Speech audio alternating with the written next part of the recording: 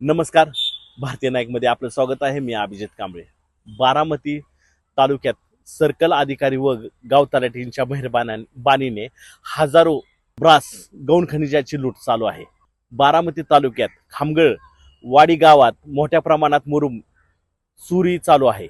Circle अधिकारी व गाव तलाठीच्या मेहरबानीने उघडपणे चालू आहे.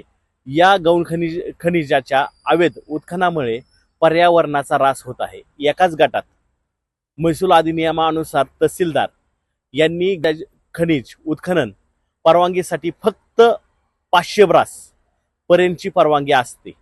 मात्र खामगळवाडी गावात संबंधित तलाठी व सर्कल अधिकारी यांच्या अर्थपूर्ण व्यवहारामुळे तब्बल हजारो ब्रास मुरुमाचे अवैधपणे उत्खनन करण्यात आलेले आहे. खामगळवाडी गाव तलाठी तलवार हे आहेत, तर सर्कल अधिकारी पारधी आहेत.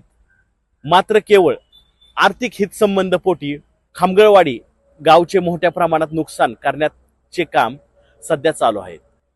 सदर कामात जे कोणी उत्खनन करत आहेत किंवा केले आहेत त्या संबंधित व्यक्तीवर किंवा कंपनीवर कधीच कारवाई केली नाही.